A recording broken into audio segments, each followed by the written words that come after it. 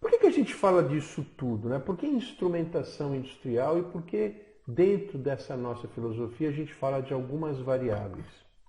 Vejam, 93%, isso é uma estatística, tá? Da revista Control Engineering, já é de uma certa data, mas só veio a aumentar.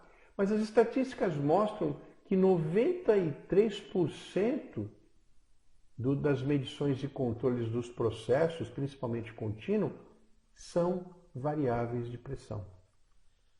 Tá? Então, 93% das variáveis de pressão numa indústria de processo é pressão. Temperatura vem em segundo, com 92%. Vazão, 88%. Nível, 86%. Então, essas quatro aqui, ó, representam uma quantidade e uma presença muito forte da instrumentação de campo, né? Não que as demais não tenham. Eu posso ter condutividade, pH, oxigênio, medição de densidade, que a gente chama de analítica, a instrumentação analítica, né?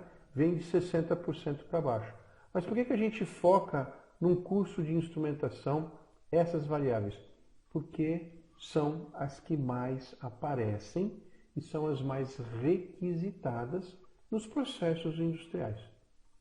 Tá certo? Sejam eles de qualquer natureza.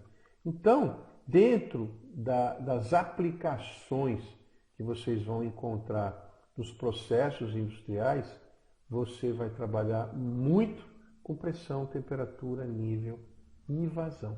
E claro, para fazer o apoio, o complemento desse controle, nós vamos usar algumas ferramentas, alguns outros equipamentos de apoio, posicionadores, válvulas de controle, sensores e por aí vai. Certo? Então, dentro dessa estrutura, né, a gente acaba agregando uma parcela de atenção maior para esses equipamentos, para essas variáveis de processo. Beleza? Ok? Bom, dentro dessa estrutura, dentro desse universo, nós temos a medição de pressão, como a gente falou ali atrás, né? E o que é, de repente, falar de medição de pressão? O que é pressão, né? Dentro do que a gente conhece, a pressão é a relação entre uma força aplicada perpendicularmente, normalmente a 90 graus, em uma área expressa, né, por uma equação padrão, que a gente aprende aí desde o ginásio, que pressão é força sobre área. Então, dentro de uma área de 1 centímetro quadrado, eu tenho uma força, né, de 10 quilos. Portanto, a pressão exercida por essa força de 10 quilos numa área de 1 centímetro quadrado é 10 quilogramas força por centímetro quadrado, né? E essa unidade, ela é utilizada, assim como outras que são variantes desse tipo, porque às vezes cada país ou cada entidade ou cada empresa tem a sua forma, né, de indicação. Para isso a gente precisa aprender a fazer as devidas conversões, mas eu estou medindo e estou controlando pressão. Tá? Quando a gente fala de pressão, né, a gente fala de vários tipos de pressão. A mais básica foi aqui um cara, né, um profissional, aí, um químico chamado Torricelli, por intermédio da sua experiência, nos deixou, né, gravada e provada. O que ele fez? Ele encheu uma cuba, tá, de mercúrio e pegou aí uma pipeta com uma certa altura, certo?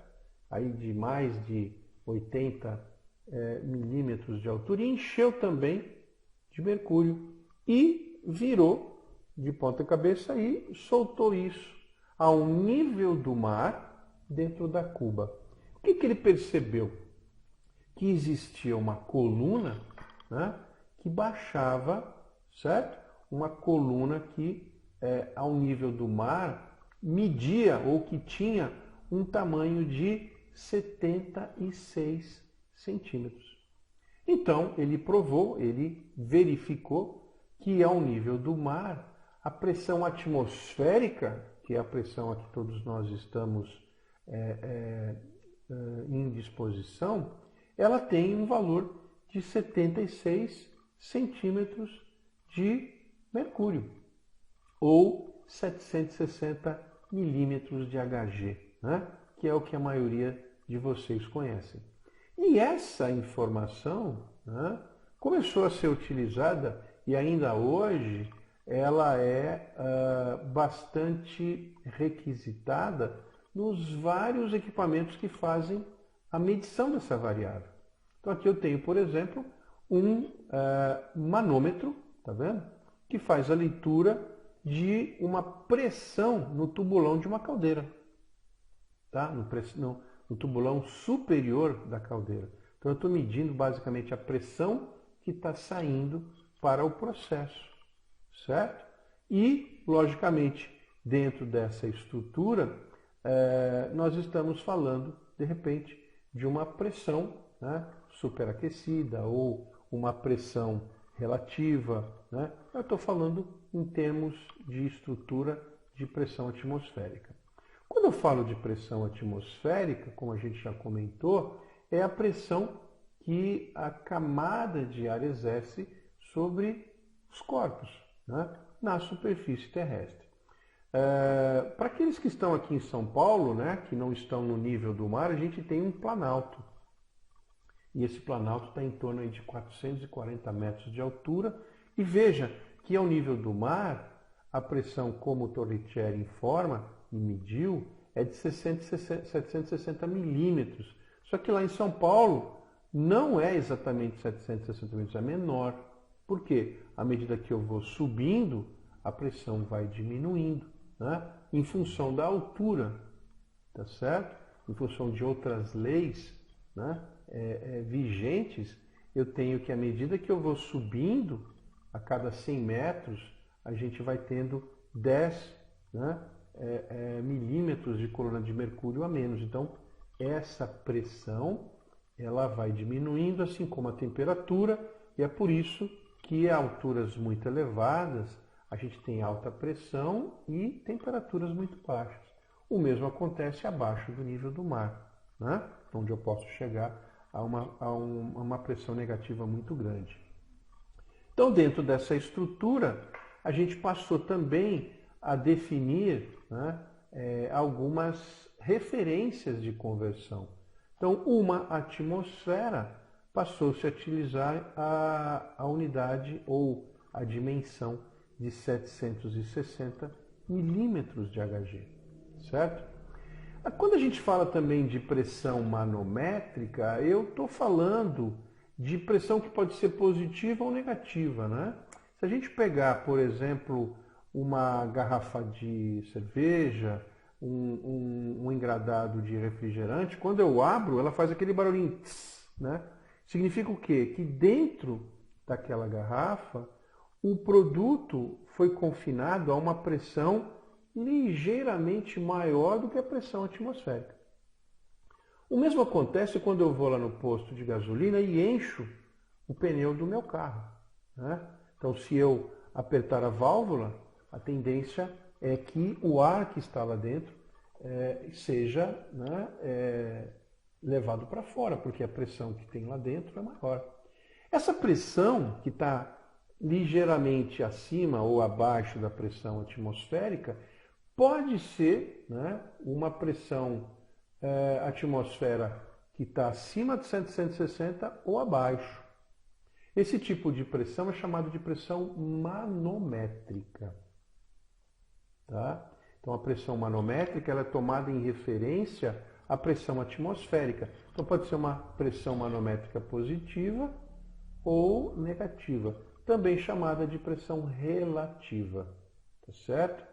Então dentro dessa estrutura, quando ela é positiva, eu digo de pressão manométrica ou pressão relativa positiva.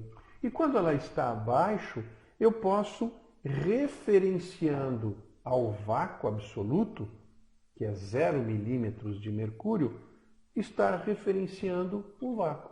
Ou também chamando isso de pressão manométrica negativa ou pressão relativa ou vácuo.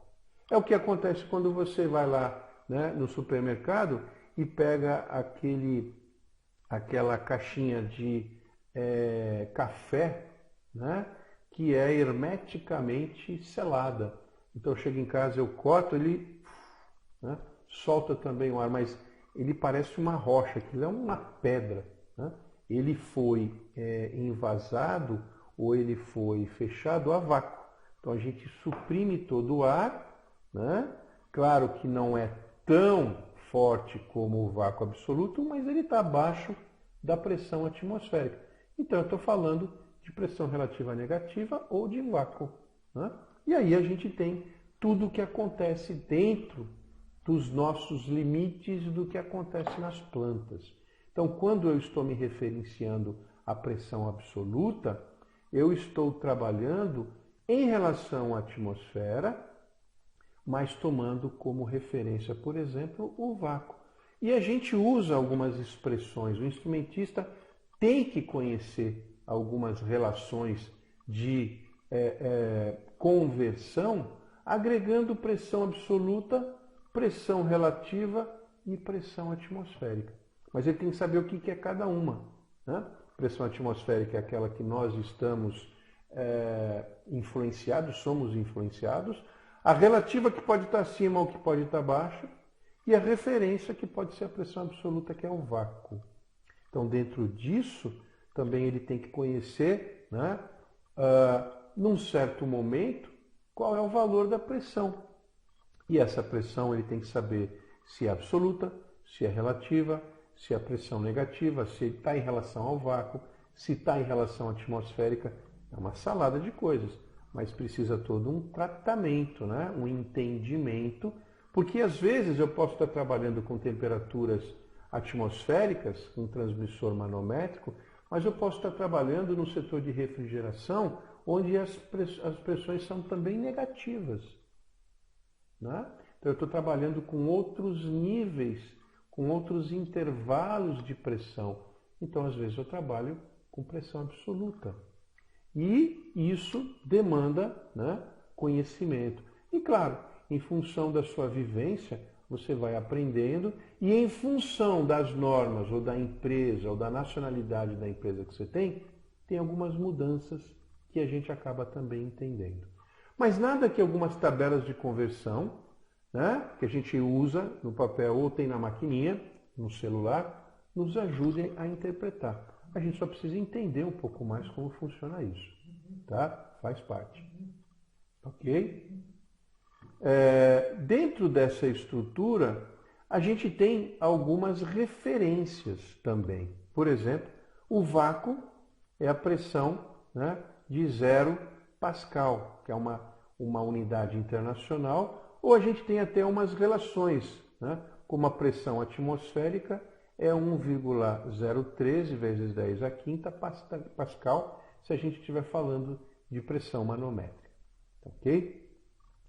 Bom, quando a gente fala de equipamentos que dão apoio à medição de pressão, eu estou também falando de alguns sensores que esses equipamentos eletrônicos têm à sua disposição para fazer as medições. Tá?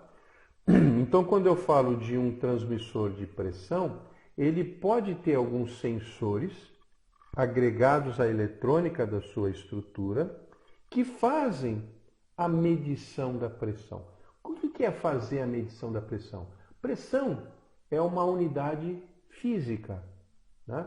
Então eu preciso medir essa unidade e converter essa informação, né, num sinal elétrico ou eletrônico, que é o que os equipamentos fazem. Eu posso fazer a conversão para um sinal pneumático, eu posso fazer a informação para um sinal elétrico, eu posso fazer a conversão para um sinal eletrônico e até num protocolo de rede afim. Mas o que inicialmente faz a leitura e converte, né, além da eletrônica, são os sensores.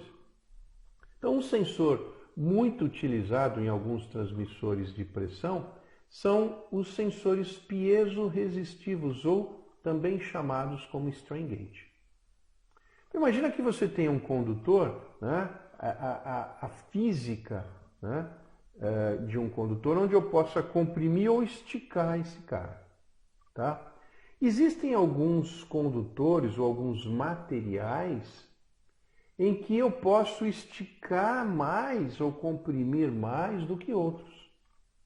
E essa natureza de comprimir ou esticar traz para esse sensor uma característica que é muito positiva. Quer dizer, eu posso pressionar, né, ou eu posso esticar de tal forma que essa pressão ou esse esticar vai ser proporcional, por exemplo, a uma pressão que eu estou querendo medir. Então, se eu pegar um condutor que possa ser pressionado e colocar ele numa lâmina, né, numa estrutura, e eu colocar isso, né, num dispositivo que, ao sentir essa pressão, eu comprimo esse sensorzinho e passo esse sensorzinho por uma estrutura elétrica. Aqui eu estou passando, por exemplo, para uma estrutura elétrica onde eu posso comprimir ou tracionar, certo? Então essa ponte aqui, chamada de ponte de Wheatstone, que são resistências, eu posso estar agregando uma extensão ou uma tensão de tal forma que quando houver um desequilíbrio dessa ponte, um sinal de tensão de saída proporcional a esse sinal de pressão físico que foi gerado vai ser então levado para um circuito eletrônico e, logicamente, convertido de um sinal de pressão física para um sinal de pressão elétrica. Mas o sensor que originou isso foi um sensor piezoresistivo. E assim como outros, existem outros tipos de sensor na parada. Esse aqui é um exemplo de um sensor piezoresistivo, né? Pequenininho, simples, né? Onde eu coloco um diafragma aqui, né? Uma conexão, e dentro disso, né? Ele sente esse sinal de pressão, né? Em função de uma temperatura ambiente, ele pode fazer uma compensação, né? Também existe uma plaquinha eletrônica interna, uma conexão elétrica e essa informação sendo enviada, por exemplo, para um transmissor de temperatura. Então eu tenho aqui, por exemplo, até ficou aqui, né, um sensor, né, um transmissor de pressão da Vica, que é um fabricante, né, que a gente tem no mercado, utilizado para alguns níveis de pressão que a gente pode ver no mercado. Tá? Um outro tipo muito conhecido e muito utilizado é o sensor capacitivo. Né?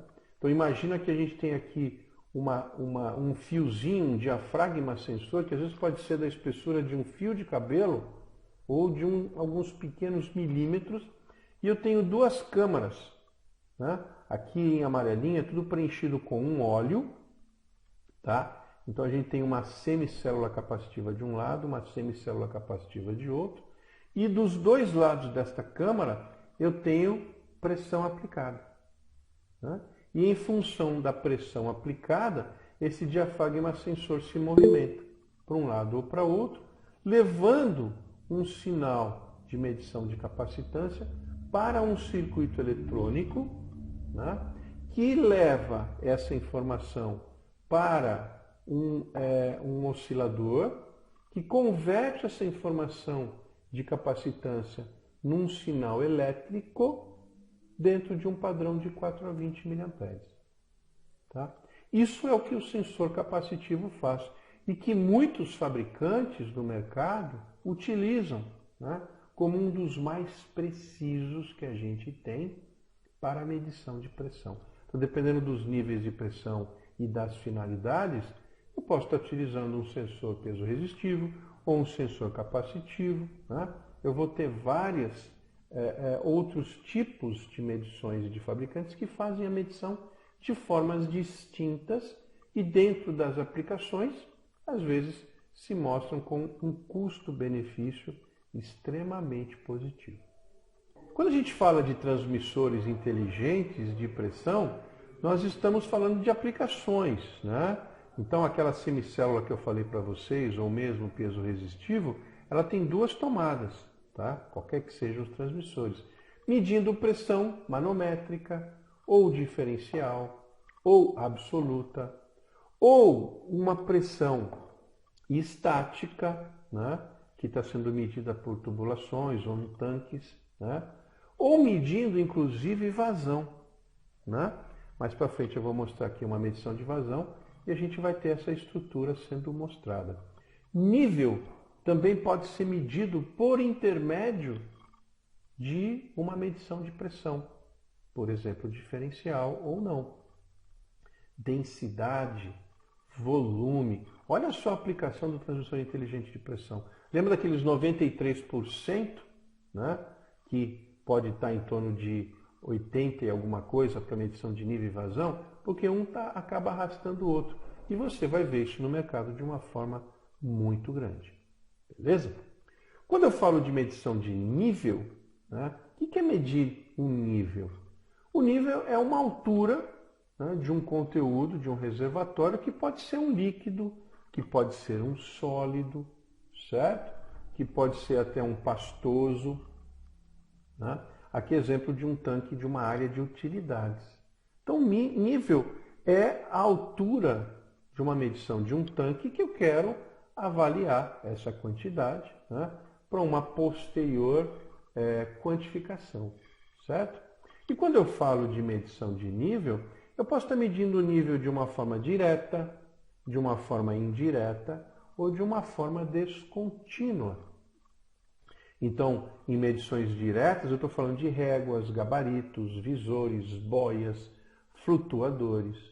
Medindo indiretamente, eu posso estar falando ali, ó, como o transmissor de pressão diferencial.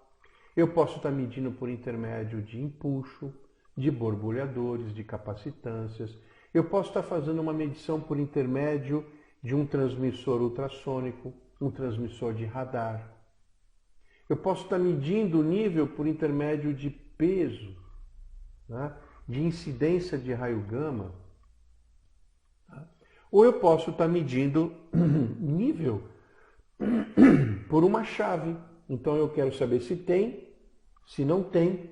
Então eu posso estar medindo um eletrodo, eu posso estar medindo por intermédio de uma válvula, de uma boia, perdão, ou através de uma chave de vibração. Então a gente tem vários tipos de medições de nível que se mostram em função de tipos distintos de medição. Tá? Então quando eu faço uma medição de nível mais simplificada, né, você vai em posto de gasolina todo dia e às vezes, não sei se você já reparou, mas tem um cara que às vezes fica lá no tanque com uma régua. Existe um peso, né? Ele leva essa informação até o nível do tanque e em função de onde está esse nível ele faz uma medição direta. É uma forma de estar fazendo essa medição rápida e às vezes bastante precisa, né? Ou eu posso estar trabalhando com um visor de nível. Então, por intermédio de um posicionamento de um princípio de vasos comunicantes, eu estou fazendo uma medição direta e local. Eu estou passando pelo reservatório e fisicamente eu estou fazendo a medição local desse produto. Então, às vezes eu estou usando um medidor de nível.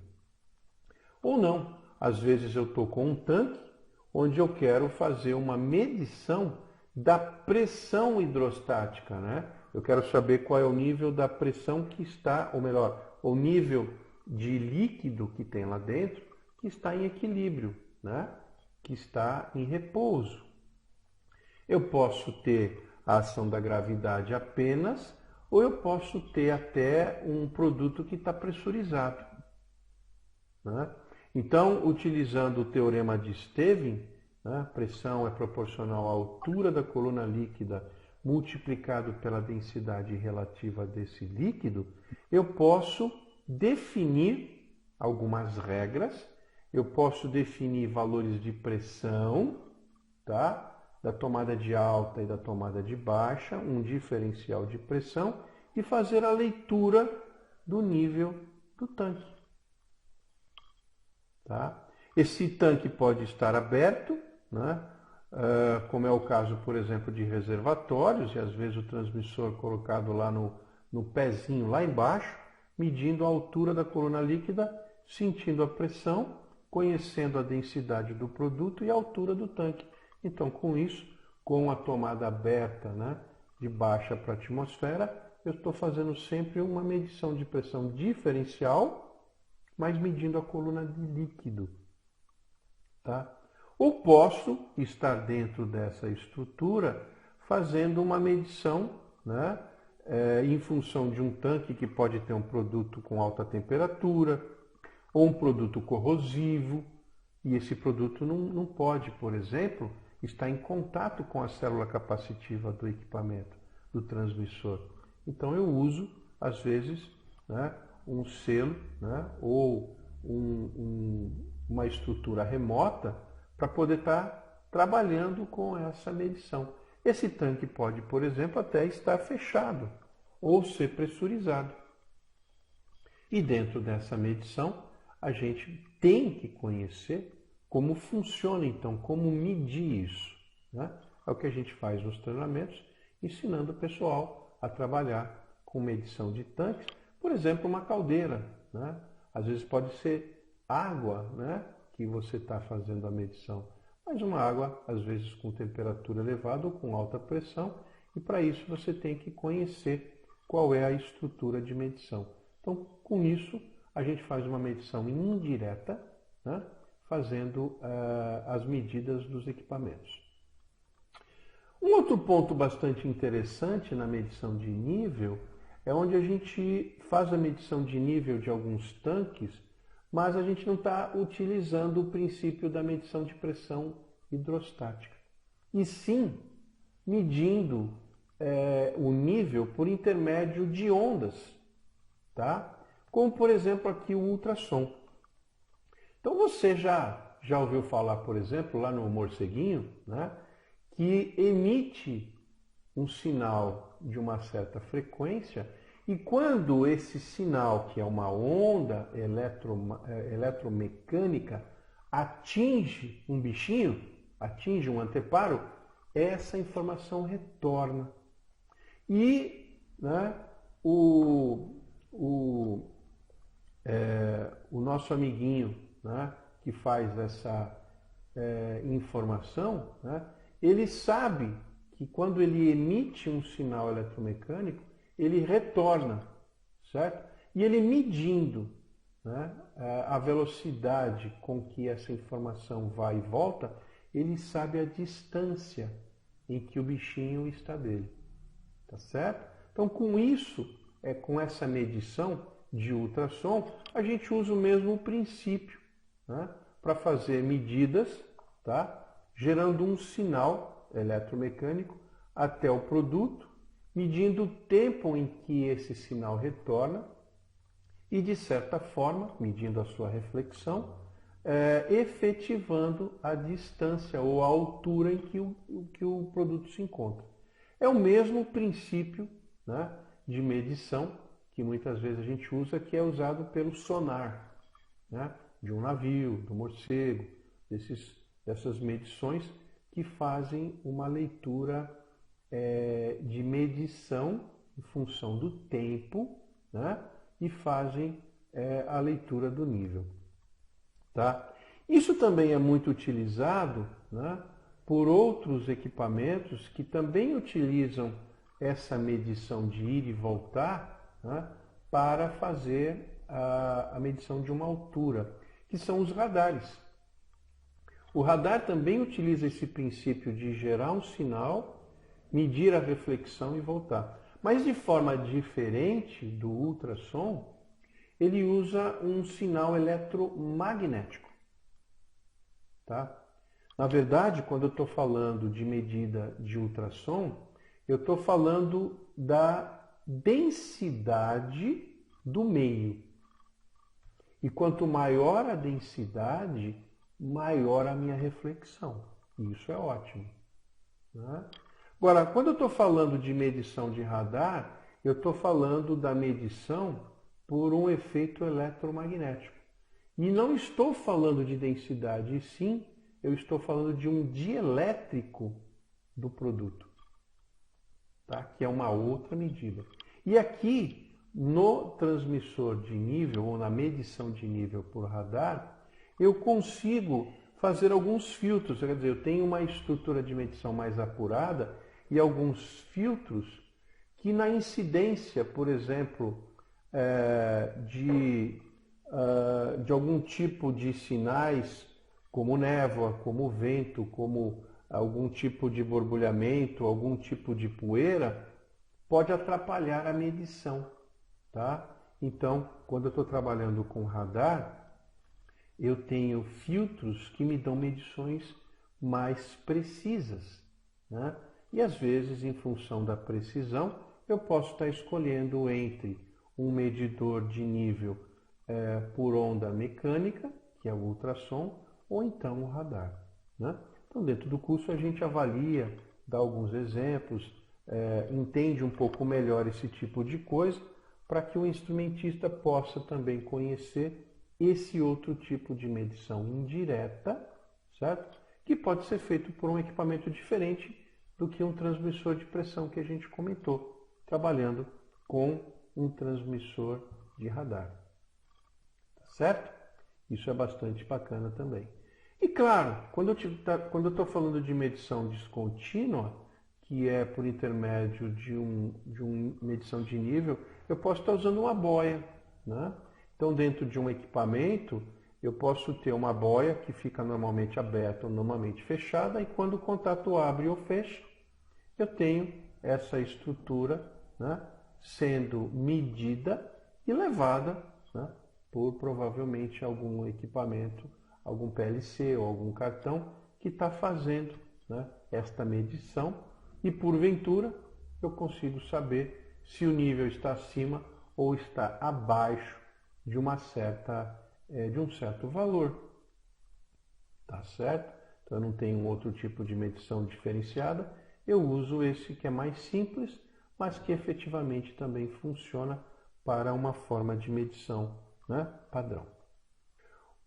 Um outro modelo para medição de nível, a gente usa também uma célula de carga. Tá?